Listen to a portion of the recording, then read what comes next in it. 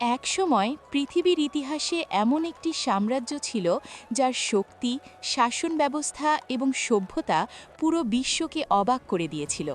সেই শক্তিশালী সাম্রাজ্যের নাম ছিল অটোমান এম্পায়ার। অবিশ্বাস্য হলেও সত্য, এই বিশাল সাম্রাজ্যের শুরু হয়েছিল একটি ছোট গোত্র থেকে।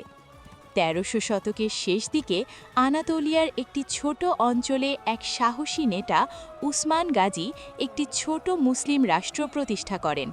তখন তার সাথে ছিল অল্প কিছু যোদ্ধা এবং সীমিত শক্তি, কিন্তু তার ছিল দৃঢ় বিশ্বাস, সাহস এবং অসাধারণ নেতৃত্বের ক্ষমতা। প্রথম দিকে তাদের জীবন ছিল সংগ্রামে ভরা। চারদিকে শক্তিশালী শত্রু, সীমিত সম্পদ আর অনিশ্চিত ভবিষ্যৎ। তবুও উসমান গাজী তার সাহসী যোদ্ধাদের নিয়ে ধীরে ধীরে নিজেদের শক্তি বাড়াতে শুরু করেন। উসমানের নেতৃত্বে মুসলিম যোদ্ধারা ঐক্য, শৃঙ্খলা এবং সাহসের মাধ্যমে নিজেদের সেনাবাহিনীকে শক্তিশালী করে তোলে। সময়ের সাথে সাথে তাদের শক্তি বাড়তে থাকে এবং তারা ধীরে ধীরে আশেপাশের অঞ্চলগুলোতে নিজেদের প্রভাব বিস্তার করতে শুরু করে। বছর পেরিয়ে যায়, প্রজন্ম বদলে যায়, কিন্তু উসমানী সাম্রাজ্যের শক্তি বাড়তেই থাকে। এরপর আসে ইতিহাস বদলে দেওয়া এক গুরুত্বপূর্ণ মুহূর্ত।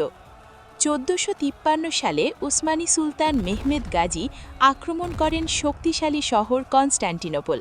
এই শহরটি তখন ছিল অত্যন্ত শক্তিশালী দুর্গ এবং বহু বছর ধরে অজেয় বলে মনে করা হতো।